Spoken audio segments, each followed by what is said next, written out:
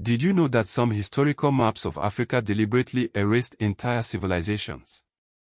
For centuries, the narrative of the continent has been shaped by outsiders, often ignoring the rich tapestry of pre-colonial empires that thrived for millennia. Today, we are going to redraw the map, revealing the powerful kingdoms that shaped Africa and the world.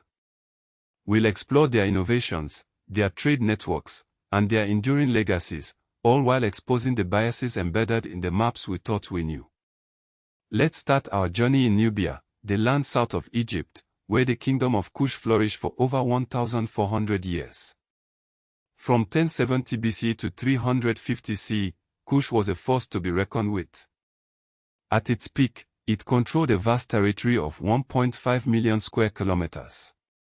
What most people don't realize is that Kush actually conquered Egypt, ruling as the 25th dynasty from 744 to 656 BC. Imagine that, a kingdom from what is now Sudan ruling all of Egypt. The Kushites were skilled iron smelters, pioneering techniques that allowed them to create advanced tools and weapons. Later, their capital, Meroe, became a major center of trade and culture. Moving east, we arrive at the kingdom of Aksum, located in modern-day Ethiopia and Eritrea. From 50 to 960 CE, Aksum dominated the Red Sea trade, connecting Africa to Rome and India. King Izana, who reigned in the 4th century CE, converted to Christianity, making Aksum one of the first Christian kingdoms in the world. Aksum minted its own gold coins, a symbol of its economic power. The kingdom erected impressive obelisks, including the 24-meter obelisk of Aksum quarried hundreds of kilometers away. However, Aksum's success came at a cost. Deforestation and soil exhaustion contributed to its decline. Now, let's travel west to the Sahel region, where the Ghana Empire rose to prominence around 300 CE. This was not modern-day Ghana, but a kingdom located in southeastern Mauritania and western Mali. The Ghana Empire controlled the trans-Saharan gold-salt trade, a crucial economic artery that connected North Africa to the south. The king, Tonka, who ruled in the 11th century, was renowned for his wealth and power. The Ghana Empire eventually gave way to the Mali Empire, which emerged in the 13th century. Founded by Sundiata Keita after the Battle of Kérina in 1235, the Mali Empire became one of the largest and wealthiest empires in Africa. Its most famous ruler was Mansa Musa, who reigned from 1312 to 1337. Mansa Musa's pilgrimage to Mecca in 1324 was legendary. His caravan, laden with gold, caused a sensation in Cairo, but also inadvertently devalued the price of gold for years to come.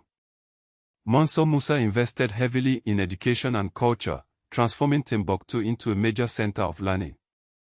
The Sankor Mosque, founded by Mansa Musa, housed a vast library of over 700,000 manuscripts. Further east, along the Niger River, the Songhai Empire rose to power in the 15th century.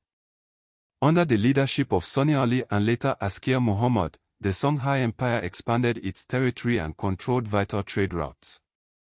Like Mali, Songhai also invested in Timbuktu and its university, which at one point boasted over 25,000 students.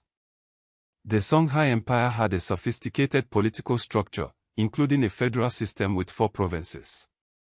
However, the empire eventually fell to Moroccan invaders in 1591 at the Battle of Tondibai.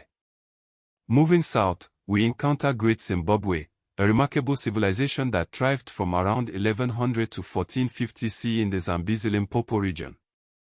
Great Zimbabwe was famous for its impressive stone structures, built without mortar.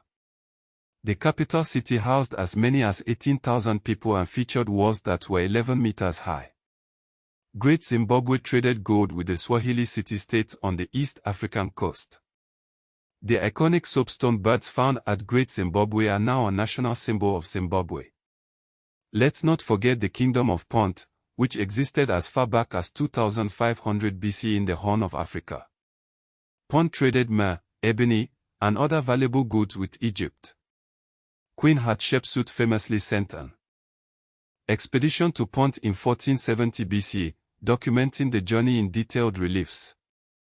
In the heart of the Sahara, The Garamantes kingdom thrived from before 500 BC to 700 CE in what is now southwestern Libya. The Garamantes were master engineers, building an extensive network of underground aqueducts known as fagara. These aqueducts allowed them to irrigate a vast area of land and sustain a population of 30,000 people. They even fought wars with the Romans. The East African coast was home to a network of Swahili city-states. From around 800 to 1500 CE, cities like Kilwa, Mombasa, and Zanzibar flourished through trade.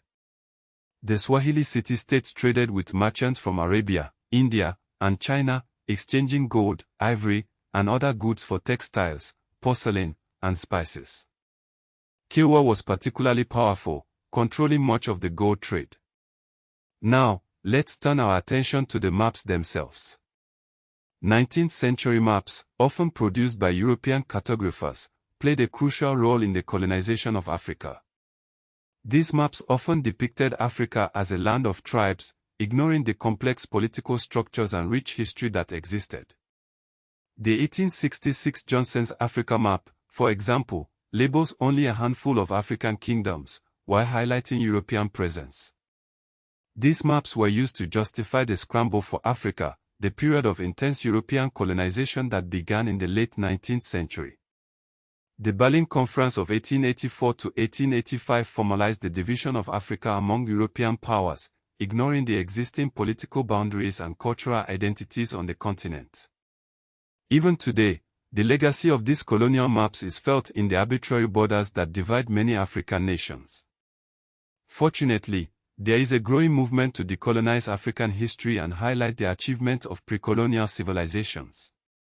Scholars are re-examining historical sources and oral traditions to create more accurate and nuanced accounts of the past. Organizations like UNESCO are working to preserve and promote African heritage, including the Timbuktu manuscript and the ruins of Great Zimbabwe. The legacy of these empires continues to shape modern Africa. The territory of the Mali Empire corresponds to modern-day Mali and Senegal.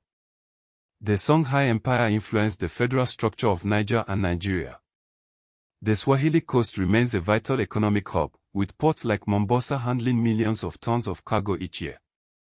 As we conclude our journey, let's remember that maps are not neutral representations of reality. They are products of their time, reflecting the biases and agendas of their creators. By critically examining these maps and uncovering the hidden history of African empires, we can gain a deeper understanding of the continent's past and its enduring legacy.